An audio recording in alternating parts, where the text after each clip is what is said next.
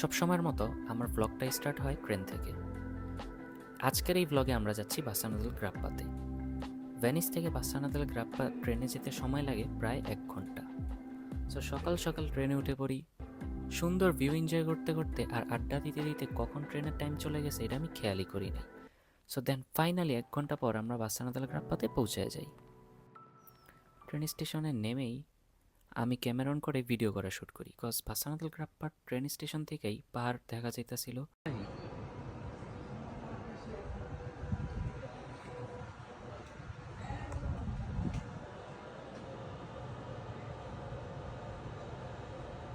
আমরা train station থেকে বের হয়ে যাই মেইন সিটি এক্সপ্লোর করার জন্য।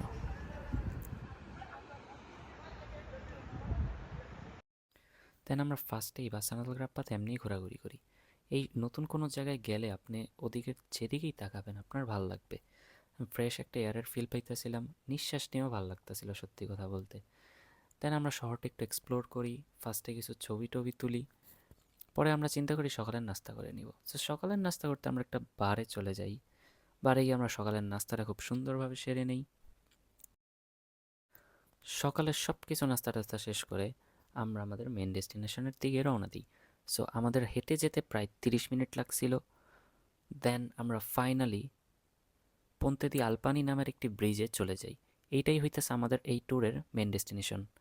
পন্তে দি আলপানি ব্রিজে আসার পর আপনি জাস্ট ভিউটা দেখেন। ওই ব্রিজে আমরা অনেকক্ষণ ছিলাম, ওই ব্রিজে অনেক ছবি তুলছি। ওদিক থেকে পাহাড়, লেক, পুরা সিটির একটা পারফেক্ট ভিউ পাওয়া যাইতেছিল। অনেক ভিডিও করছি, আমার জাস্ট অসাধারণ লাগছে এই জায়গাটা।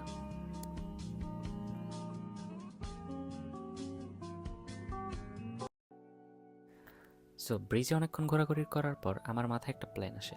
সো আমাদের প্ল্যানটা হইতেছে আমরা ব্রিজের নিচে যেই লেকটা আছে ওই লেকটার যতটুকু পারবো কাছে যাব। যেই কথা সেই কাজ, আমরা হাঁটা শুরু করি। দেন আমরা কিছুক্ষণ হাঁটার পর লেকে চলে যাই। আর লেকে যাওয়ার পর আমরা যা এক্সপেক্ট করছিলাম তার থেকেও বেশি হয়ে গেছে, সিরিয়াসলি বলতেছি।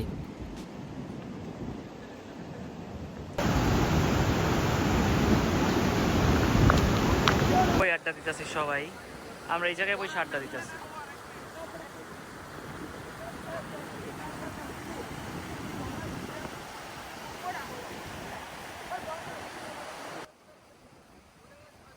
আপনি জাস্ট একবার চিন্তা করেন, আপনি আপনার ফ্রেন্ডদের সাথে বসে এরকম একটা জায়গায় আড্ডা দিতেছেন যেখানে পাহাড়, লেক সব আছে।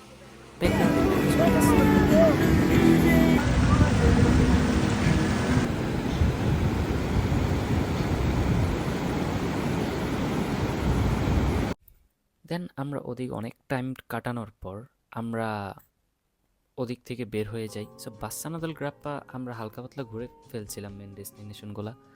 পরে আমরা রওনা দিই পাহাড়ের উদ্দেশ্যে, যেটা হইতেছে আমাদের ট্রিপের প্ল্যানে ছিল না, বাট আমরা প্ল্যানের বাইরে গিয়ে এই কাজটা করতে চাইতেছিলাম।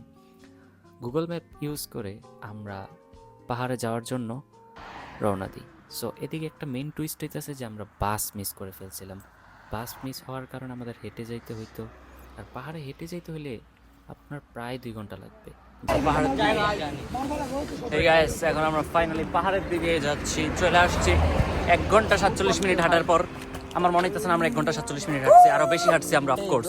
2 ঘন্টা ধরে হাঁটা যায় না, ওর তো আরো 25 মিনিট আরো 25 মিনিট বেশি সময় না। সব জায়গায় চলে গেছিলাম। আমরা ফাইনালি পাহাড়ের রাস্তায় ঢুকে পড়ছি।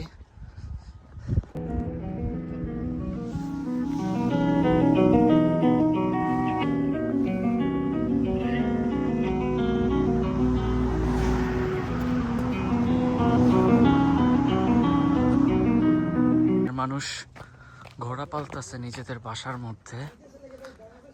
বাসার মধ্যে মানুষ ঘোড়া পালতেছে, খুব সুন্দর। গ্রাম্য এলাকায় আসলে এইসবই দেখা যায়, পাহাড়ি এলাকায়।